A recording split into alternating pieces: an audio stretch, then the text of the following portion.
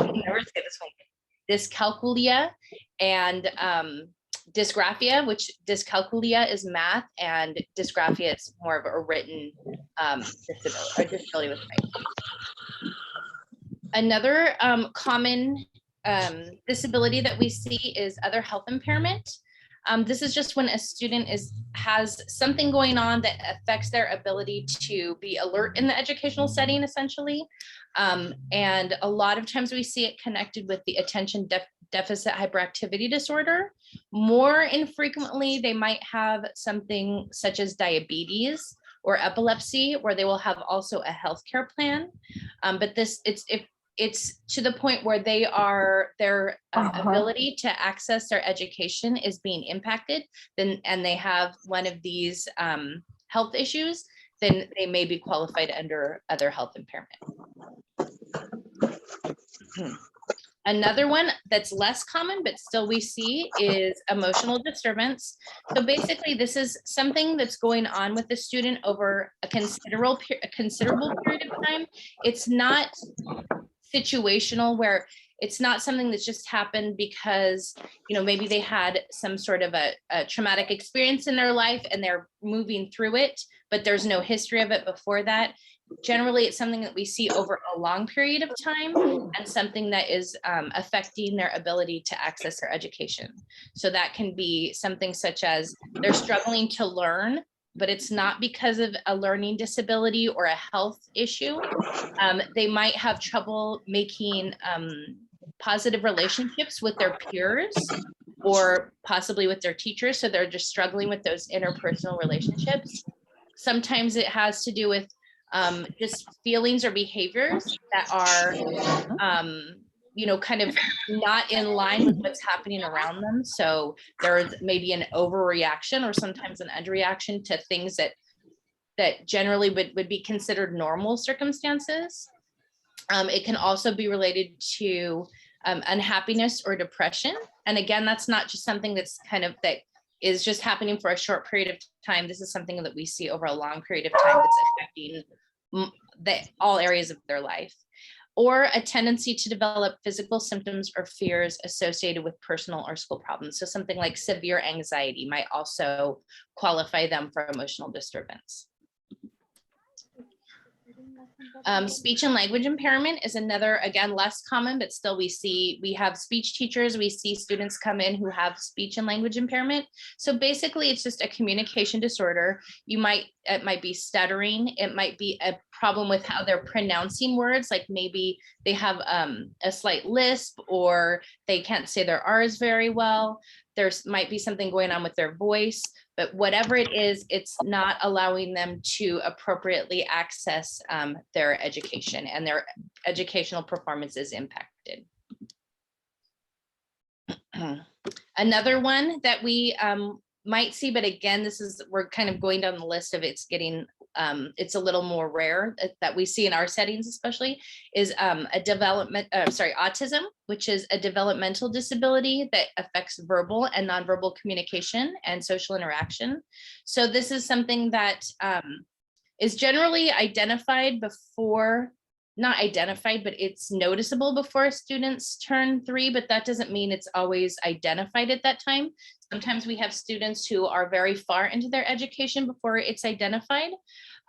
But some things you might see with students who have autism are just repetitive activities, such as flapping their hands or rocking.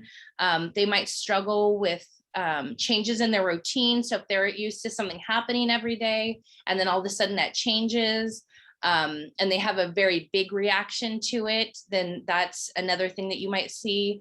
Or they might have an issue with sensory. So like loud noises might be something that really throws them off, or just fabrics, materials, bright lights, just different things for different students. But those are all things that you might see in a student with autism.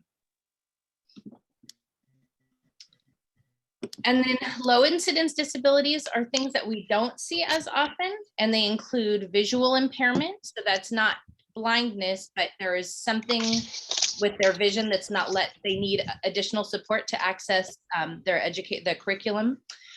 Deafness, which is they are unable to hear, or hearing impairment, which is they can hear, but not very well, and they might need supports to technology or otherwise to be able to access education. Deaf blindness, multiple disabilities, which is just impairments that are, or disabilities that are, they have more than one, and they it's kind of put together like deaf blindness. And then orthopedic impairment, which is a physical impairment. And then traumatic brain injury. So this is when the brain is injured. It's not related to birth. It's something that happens in a child or an adult's life, where they have some sort of an injury to their brains caused by something external. And this is this creates something that adversely affects their education or their ability to access their education. So it might affect their ability to think, their memory, maybe like judgment, impulse control, things like that. So there's a lot of different things that can happen with traumatic brain injury. We see that very rarely, but we still do see it occasionally. And then intellectual disability. So this is just when a student is functioning at below the general intellectual functioning, but also there's things going on with their adaptive behavior, their ability to, take care of themselves, develop relationships, things like that. And it's affecting their ability to access their education. Okay, so I'm through the eligibilities. Miss Cindy, do you need to make any more? I know people are coming in. Do you want me to stop so you can talk about interpretation again? Yes, that's a good idea. Okay.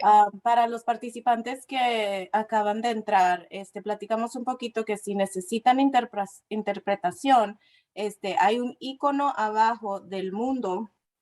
Y si ustedes lo oprimen, pueden escoger interpretación en español. Si tienen preguntas, me pueden hacer un mensaje en el chat si gustan. Gracias. Thank you, Ms. Whitaker. Sure. Okay, so we're talking about identifying students for special education before we've identified them. We have a legal process called Child Find. So this is part of IDEA, and basically when we get a student in school or in any program that serves children, it's our responsibility to try to find students who need special education services but may not have them. So this begins at birth. It applies to all children from birth through age 21. It can be something that happens with a doctor. It can be something that happens at preschool. There's lots of different ways this might happen. So when in between 0 and 3, generally people go through the regional center and receive services that way. But once a child becomes 3, then it transfers over to a school district. So at that point, the school district has a responsibility for identifying and providing special education services. All schools have to have an evaluation process in place, and that includes very young children. And basically any child that we even suspect has a disability has to be evaluated. We want to make sure that we're not missing anything. So that is something that should happen at every school that your child enters. Different schools have different processes to get to, find these students, but it is a school's duty to identify all students who may have a disability. So when we are talking about finding a student who may have a suspected or who has a suspected disability, regardless of who thinks that student may have a disability, there's a process that we go through.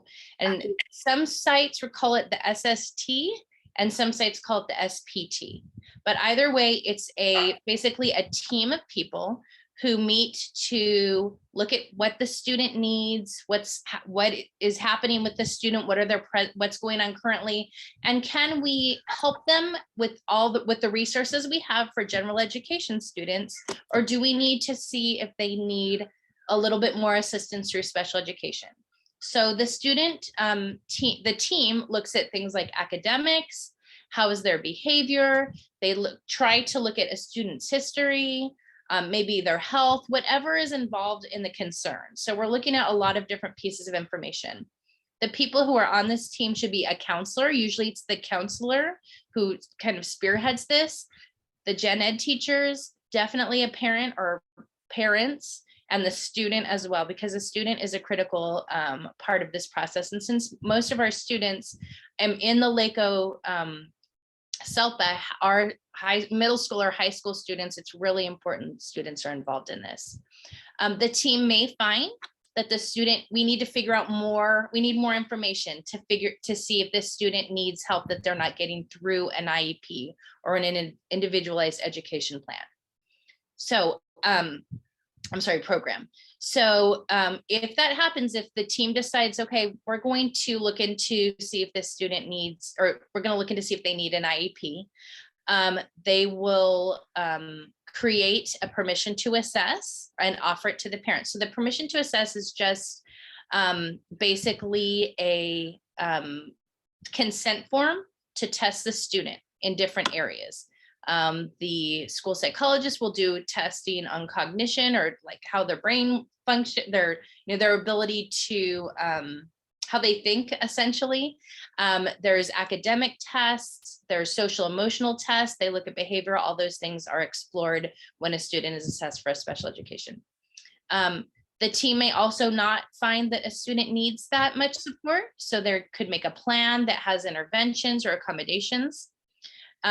Everything that a team has at their disposal or a school has at their disposal should be used before the special education referral is made. So we want to make sure that all the interventions, all the systems we have in place are being used for that student before we make a referral. And then depending on what happens, if the team decides not to make a referral to special education, they'll monitor, and if it's working or not working, they'll come back together and they'll adjust as necessary.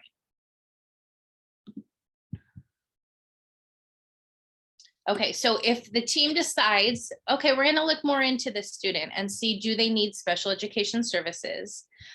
They will create, along with the school psychologist, who is a special education staff member, they will create a permission to assess, which is just a document that tells what kind of assessments are they going to do, who is going to do them, what particular things are they going to use as they move through this process. So the SPT team or the SST team can make the referral, so this happens, but a parent can also make a request. If a parent is concerned, they can make a written request to ask the team to, or ask the school to assess for special education. And once that request is made, the school has 15 days to respond. So the school can say, yes, absolutely, we're going to assess this student, or they may say, no, they're not going to, depending on whatever data is available and what it's telling them. Once this parent receives the PTA and it's signed, the school has 60 days to assess the student and meet with the parent to show them the results. So if the school decides not to assess the student, they will send out a notice called prior written notice. So it's explaining why they do not think that the student needs to be assessed, but also along with that, a parent will receive what's called their parent rights and procedural safeguards. So basically that's just a very thick document that can be explained to a parent and should be explained to a parent, that goes through all of the rights a parent has if they don't agree with what the school is doing. So if a parent is denied, or for students denied testing, parents do have rights to further pursue it in a way that they think is appropriate.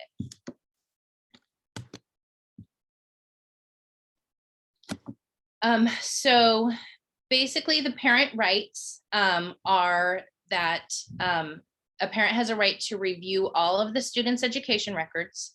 They can make a request through the appropriate channels, and they should receive all education records that that particular school site or district possesses.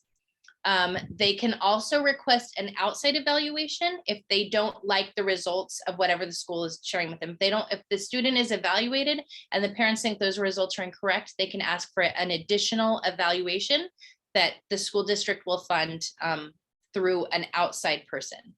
They also have, if a student has an IEP, they have a right to request a meeting at any time, and the school needs to comply within 30 days of that request. If a parent makes any sort of request, maybe for additional testing or for their student's placement to be changed, anything like that, and the school district refuses that request, it's the school's, or the school refuses, it's the school's responsibility to give the parent a prior written notice, which again is a document that explains exactly why they are denying the request. A parent also has the right to provide consent for any assessments or services offered by the school, but also has the right to revoke consent for any assessment or services at any time. So if a student has an IEP, a parent is allowed to revoke consent and say, we don't want an IEP anymore. If a student is in the process of being assessed and a parent changes their mind, they can revoke that, that permission to assess as well. And once a student turns 18, as an adult, they are allowed to revoke and provide consent because they are now their own representative. Additionally, if a parent feels like something is happening that is inappropriate or they disagree with and they cannot come to, our first step is always to try to work with the student as a district, as a school, as a SELPA, to see, or with a family, to see if we can come to an agreement where everybody feels like the student's needs are being met. But if we can't get there, then a family has a right to mediation through an outside mediator, or can file for a due process, which either would result in a settlement of some sort, an agreement of some sort, or an actual hearing where a judge would hear the case and decide what is going to happen next. So those are all rights that parents have if their child is being tested or if they have an IEP. So if the child is being evaluated for special education, it may be found that they have a disability, or it may be found that they do not have a disability. And, I was actually going to stop, and I see it before I go on. I see a raised hand too. I don't know if it's for me because I don't really know what's going on. So do you need me to stop so you can? Yes, Ms. Whitaker. Okay. My name is Grace. I Yes. work with Ms. Fuentes Melliz and Ms. Ovalle. Yes. I am monitoring the chat. Mhm. There's a question in Spanish, Okay. which I'm gonna read it to you in English, and then they'll translate it. It says, my son is going to graduate the 23rd from high school. Okay. If he stays in these classes in college, is there any help in college for them? That's a great question. I'm going to answer it briefly because I could talk all night about it. And he's had an IEP forever. Okay. So here's how I'm going to answer it really briefly, and then afterwards we can talk. I can explain more about it. But that's a really great question, super important. So once a student graduates, they no longer have an IEP. Special education is done, okay? Because it's a K through 12 thing. The only reason a student would leave high school and go on and not graduate is if they got a certificate of completion because their levels were not not high enough. Their academic levels were not high enough to let them participate in a high school program that would give them a diploma. They will go on to a transition program generally through a school district or through somebody where they go on until they're 22. But if a student is graduating with a diploma, special education will end. Now, if they want to go on to a junior college, let's say, all the community colleges in California and elsewhere, and all the CSUs, UCs, and most private schools as well have it's called different things in different places. Generally, it's called the Office of Student with Disabilities, or the DSPS office, the Disabled Students Programs and Services. What they do is they take the IEP, they take the psych report at the last one, and then they are able to provide services for that student. So it's not going to be the same as it was in high school. There's not necessarily special education classes.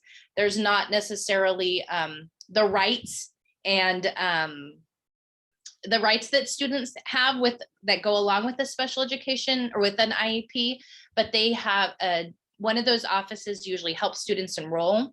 They usually get additional counseling. They can, and then they work with the professors to give things like a different setting for a test, or additional time for homework, or maybe they need some additional support with note taking or something like that. So there are supports available. If I will be available after this and I can answer like more specific questions, but I think they're so important and we don't talk about it enough. Kids just don't know it. But yes, so there is not it's not the legal help that an IEP provides, but it is that additional support that will carry on and will help him access his college courses. Anything else you want me to address before I move on? We will be having a Q&A type of forum at the end, Ms. Whitaker. So Okay, perfect. I'd Okay. like to go on. Sure. Okay. So so if a student has been evaluated, we have a completed evaluation. So we've either identified that they have a disability, or that currently if their disability, or they don't have one, or it's not that they can't access the general education. So basically, if a student does not qualify, the team will meet, and interventions and accommodations that are available to them, not through the IEP or through special education, will be discussed. The student it shouldn't just be, well, they don't have a disability and we're moving on, they'll be fine, figure it out. There should be a continued monitoring of the student. There should be meetings if the student continues to struggle. And sometimes a student might need a Section 504 plan, which is not an IEP, but it's a legal document that provides accommodation, supports, and services if necessary. So it's not exactly an IEP, but for students with disabilities, it is a level of support that they might be appropriate for them. If the student is identified as having a disability, one of the 13 we discussed, then an IEP will be developed with appropriate goals. The placement of the student, where the student will receive their education, and the services they will receive are discussed by the team. The IEP should be implemented as soon as it's signed by the parent or the guardian or whomever is the educational rights holder. When they sign it, they're saying, okay, I agree, and I want my student to receive these services, and then services should start immediately. The IEP should be revisited annually or whenever deemed appropriate in the meantime. So at least a student should have an IEP meeting once a year, but sometimes it's sooner than that, because there may be more needs that need to be addressed, or maybe the student's doing really well and we're going to pare it down a little bit. Usually it's because there's more needs that need to be addressed. Okay, so once a student has an IEP, there is what's called a continuum of service. Or of services and placement. So basically what we want to do is we want to make sure that the student is in a place that is the least restrictive setting for them, or it's called the least restrictive environment, or the LRE. So that's what that essentially means, is we want them to be with their non-disabled peers in the general education setting as much as possible without impeding their access. So we want to give them that. We want to keep them in gen ed as much as we can, as long as it's not affecting their ability to access their education. So the least restrictive on the spectrum, or on the continuum, is a general education classroom with a teacher coming into the classroom to support them. That's the least restrictive. Sometimes they are in the general education classroom, but they might get pulled out occasionally for additional support. But if that's not working, if they, for some reason, the curriculum is too much for them, there's too many kids in the class, they need some more one-to-one support. If any of those things are happening and they're just not cutting it or not making it there, and they need that additional support, then they might be in the special education classroom. So that looks different in different places. Sometimes it's an RSP class where, they might be learning study skills or getting additional help with their work. Or it might be something where they, in English, they're really struggling and they need a self-contained classroom for their English where every student in that classroom has an IEP. Sometimes part of the day is spent in the special education classroom. Sometimes the full day is, depending on their needs.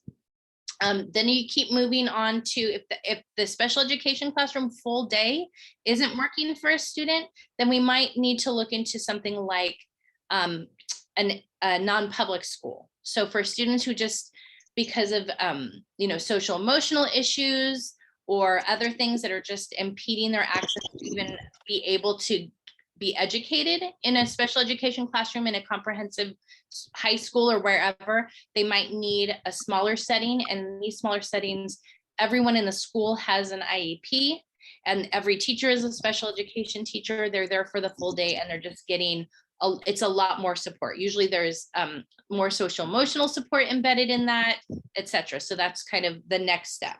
Sometimes kids have, for whatever reason, cannot go to school. So they might have something called home instruction, where a teacher comes to them and they receive services in the home and education. Now, there's two different things here. Sometimes you might hear about home hospital instruction. Home hospital instruction is not special education. It is for students who have a temporary disability or some sort of other issue going on that allows them to, impedes them from being able to go to school temporarily. It's not a long-term thing. It doesn't change their IEP. Home instruction does.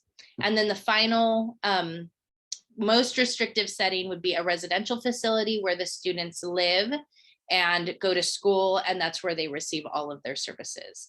So we always want to make sure our students are in the least restrictive environment as they possibly can be. That's always our goal. Okay, so when we're talking about services in a high school setting, I'm just going to go over the most common. There's a lot of different things that we could talk about as far as services, but what we generally see are the things that I'm going to go over right now. So basically the IEP stipulates exactly what services a student is going to receive. And it all depends on what their needs are. What has the team decided their needs are? What is the information, the data say? What does the testing say? What do the records say? And that's how we decide what services a student is going to get. Most of the time, not always, but most of the time a student will get specialized academic instruction. So that's basically just, it can be delivered in the general education classroom or in a separate classroom. And it's basically whatever they need to access the general education curriculum. So it can be anything from accommodations, like they need they need to sit in a particular place in a classroom, all the way to they need modified instruction at a different level, or they need a smaller group to be with, etc. But whatever it is, that the specialized academic instruction is what helps them access that their education. So that's like academic services. Most students have that on their IEP for different amounts of time. Another one that we often see is counseling and guidance. So with counseling and guidance, we are looking at the social emotional side of education. So with counseling and guidance, it's school-based counseling. So we're looking at what do we need to do to help them better function in the classroom on an emotional level. So things like, helping them build their awareness of how they behave in class, helping them work on, making good decisions in class, helping them, work on being more responsible, but basically giving them support to develop skills to better be able to access their education. Cindy, I see a hand raised. Is that for me? Yes, Ms. Heather, we are going to switch interpreters.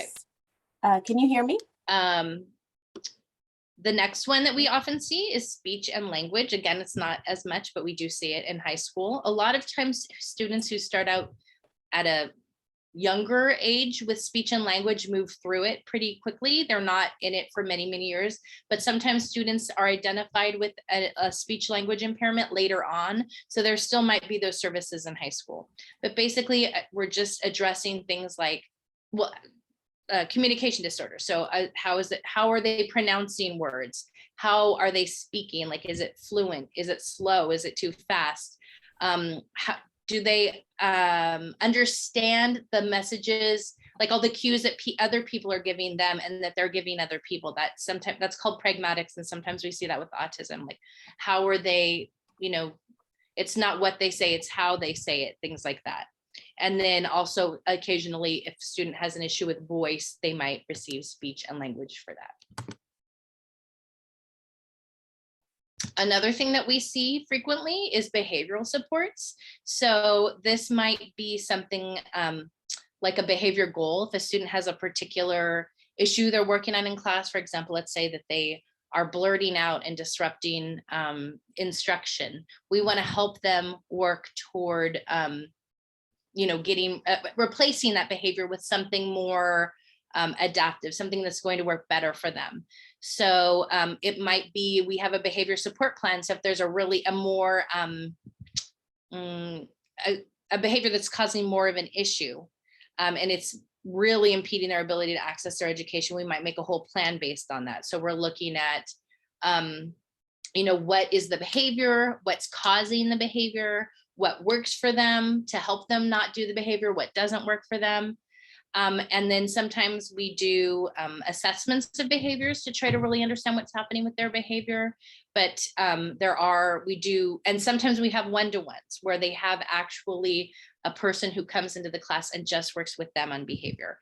In high school, we definitely want to make them more independent. We want to get them ready to go out into the world, to go to college, to work, whatever it is. We want to build those skills as best we can. Sometimes we get students who are struggling with their motor skills, usually it's fine motor skills. So like a lot of times what we see is like writing, their writing doesn't look great, or they're just struggling with something with, how their hands work essentially. So that's what we see most of the time. Sometimes there's other things that happen with occupational therapy, but not often. So occupational therapy is just basically, we're looking at their motor skills, fine motor skills, which is just like the use of their hands. And we're trying to help them develop more skills in that area. And then again, the low incidence. So let's say, I say most commonly we have students who have visual and hearing impairments. So they might need something like, they might need books printed out or tests printed out with very large print so they can see it better. Or sometimes they might need some sort of audio system where the teacher has like a microphone and the student has headphones, things like that, where they can better access their education. We don't often see that, but we do have people who come in and provide those services. Ms. Whitaker, Yes. we are going to change interpreters, or at least attempt to do so. Okay. If you can give us 1 minute. Absolutely. Thank you. Sure.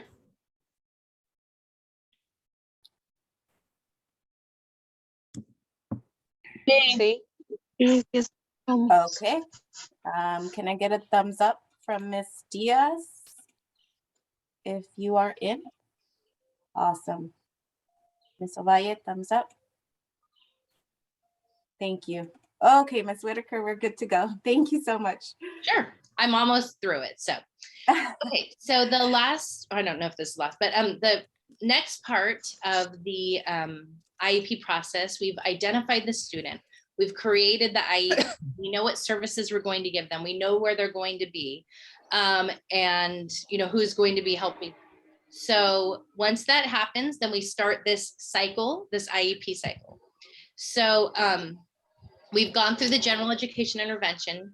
We've gone through the evaluation. We have the IEP, so we're implementing it. That means we have we make sure the student is in their least restrictive environment, so wherever that is. Usually if we just started, it might be the general education setting with somebody coming into the class to help them, but sometimes our students come into us and they just haven't received services and they need a higher level. So they might be in the SDC class where they're with only other students who are receiving services. So we decide where they are in that continuum and we place them there. And then that year-long process starts. So as the year goes, as we go use that first IEP and we work our way to the next one, we are working on implementing accommodation. So giving them what they need. And we're also looking at the goals. The goals that were written by the teacher that we have a year to meet should be constantly monitored, and parents should receive information about whether the students are working toward meeting the goals or not. Teachers should be taking data, should be creating, have work samples, things like that, so that when we get to the next IEP a year later, which is called the annual IEP, then we can really see, is the student making progress, and how do we need to adjust if they're not? Or if they're making great progress, how do we adjust? Our goal is always to get them to keep it as the least restrictive as possible. So if they're making great progress, then we want to take it down a notch. If they're still struggling, then we're going to take it up a notch. At the annual IEP, so we're a year in now, we should be looking at the old goals. What were the goals that were written last year? Were they met or not? What pieces of those were met? Then we're going to write new goals. The new goals and the old goals should not be the same. They can be kind of similar to each other, but we really have to be considering the information that we have after a year, and the new goal should reflect that. So if they didn't meet that goal, and we feel like they need to continue on that path, how are we changing it and refocusing to make sure that we gave them a goal they can meet? And what do they need to meet that goal? So we might add services. So maybe they need more specialized academic instruction. Maybe they need it every day, or maybe they need less. Maybe they had it every day, now they only need 2 times a week. Maybe in the last year they've started to struggle with behavior, so they need a little bit of counseling and they need a behavior goal. So it's very fluid, it's always changing. It's not always only going to change during each year. It might change in the middle of the year. It might change 2 months in. We just don't know what's going to happen, and it depends on the student and what their needs are. Something important is once they turn 14, the law says 16, but at LACO we do 14. They should have what's called an individualized transition plan, or an ITP, which is where the students interviewed, they are deciding what they think they might want to do after they graduate from high school, what kind of job they might want to have, what kind of education they might want to pursue. And then we look at what their needs might be to function as adults in the world. And then we write a plan for them. So that is should be a part of every IEP after a student turns 14. And then every 3 years after that initial evaluation, we do something called a triennial, where we reevaluate. We do all the testing again, any additional testing we think we might need, and then we change. We may change services. Everything may stay the same. Sometimes students are dismissed because we have identified that they don't need services anymore. The data says they don't need it, so that's what we're going to do, is we're going to dismiss them. But every 3 years, that big meeting has to happen. And as I said, and that will continue every 3 years until they graduate or until they turn 22. So just to reiterate, once they turn 18 and they have, or not once they turn 18, once they have that diploma, special education, as we know it, has ended for them. And then they can go get services in the college setting if they need to, and if the college deems it appropriate. Or if they have not received a diploma and but they have finished high school, they can move on to a transition program, and will have the ability to stay in special education until they're 22. And at any time, a parent can pull them out of special education. They can revoke consent. So that's when that IEP cycle would end: dismissal, graduation, revocation.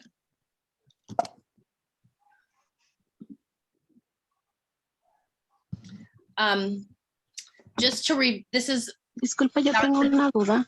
Oh, this is not something we're going to get into too much, but every year, and then cuando se gradúan como cualquier otro joven que está afuera del lugar donde están, o cómo es.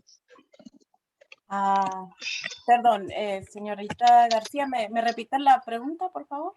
Sí, cuando se gradúan, ¿es como cualquier graduación o es diferente en el lugar donde se encuentran el estudiante? Ok, le voy a guardar su pregunta y ahorita al final se la contestamos, ¿está bien? Gracias, muy amable. Gracias. Gracias. Ms. Heather, she was asking about graduation, and so I told her we would answer her question at the end our session. Thanks. This is the last one, so we're almost done. Okay. So our local plan, we have to submit it to different pieces of it at different points on a 3-year cycle. So this is submitted to the California Department of Education, and it outlines our how we do our special education services. So LACO, every school district has to, or charter school, LEA, has to belong to a SELPA, the Special Education Local Plan Area. LACO is our own SELPA. So we're a district and a SELPA, which is confusing, but so we have to write this local plan we have to reevaluate it every few years. Parent input is a really big part of that. Like, we want our parents to read it and understand it and agree with it. So part of that is we have something called the Community Advisory Committee.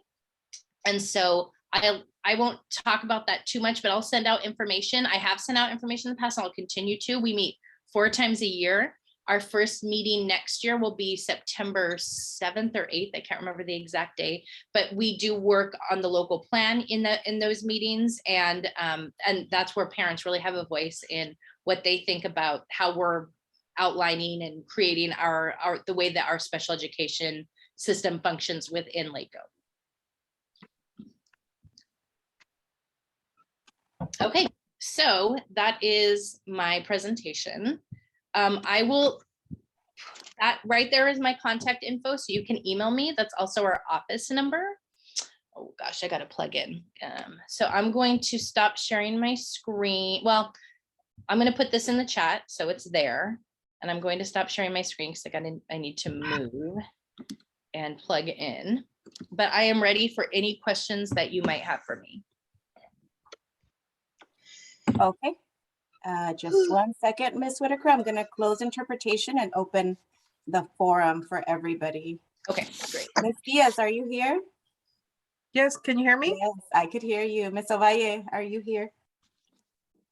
Yes, awesome. Here and listening, very good. So we are, first of all, thank you, Ms. Whitaker, for an amazing presentation. A lot of information, very useful to our parents. I mean, I think we can even use a session 2 if parents would like to. So at this point, I would love to open it up to you parents. This is your session. If you have any questions for Ms. Whitaker, she is all ears. Can we answer the question, ask the question that was asked Yes. during the interpretation? Yes, Ms. Karina Garcia. Ajá. Okay. Sí, Sí, pero si gusta preguntar de nuevo y se lo traducimos. sí, quería saber cómo eran las graduaciones ahí en el lugar donde se encuentra cada uno de nuestros hijos. Si eran como normalmente son afuera o cambia algo. Me gustaría saber. She wants to know if the graduations are the same as, you know, when they're not in the camps and halls and in special education. Is it different, the graduation? No, that is a big part of special education, is that our students, even if they have IEPs, should be able to participate in every activity that their general education peers. So they're general education students with special education services. There's no difference. So they should participate in the graduation activities the same as everybody else. Entonces, no hay diferencia en la graduación de las personas que tienen un plan de educación individual, porque esa es parte del plan, de que tienen que participar en los mismos actividades que tienen los otros muchachos que tienen educación general. E incluso la graduación para los que están en el campamento y en los halls se va a llevar a cabo el 29 de junio y va a ser en el Walt Disney Hall, Tom. Así que no es diferente a los demás. Ok, muchas gracias por la información. Yes, Thank we you. do. ¿El 29 o el 23? Porque nosotros estamos invitados para la de mi hijo, que es el 23. Son diferentes. 23 Hay es la unos- graduación. ¿Usted Thank está con Oh. Barry J. Neidar? Su hijo, perdón, su hijo está en BJN. Está en el hall, ¿cómo dicen? En el hall. Ok, so parece que va a juvenil. ser el 23 de junio, Ajá, el 23. allí ya. en sí. Ujú. Ok. Y mi pregunta Pero- fue esa la que yo hice primero. Cuando él ya se va a graduar ahorita de eso, de la high school. So, si él, cuando se va al college, ¿es dentro de ahí mismo también? ¿O cuáles son qué tipo de programas son los que, cuáles diplomas que sacan de ahí? No So sé si me entiendo. Mom is saying that her son is going to graduate, and so she is wondering if there are college courses in the same location. So it's a different program, but if, for example, I believe Central, and I think all the halls on camps have access to community college programs, at least that usually they offer specific classes. And I believe it's through something called Operation Read, but I'm not that's not a special ed function, so I'm not sure, but the counselors would know about that. And the students do attend college courses within, they do have access to them. Okay. It's usually So like la they don't have señorita- like sorry. Go ahead. They usually don't have like a full, like they don't have like the full like catalog to choose from, but they have a few selected courses like business courses, science, and they are able to take those online.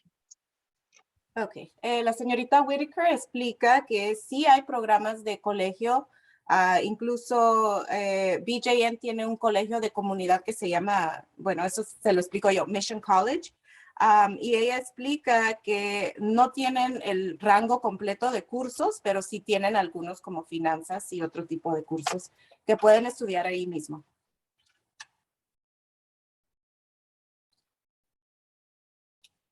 Any other questions? ¿Alguna otra pregunta?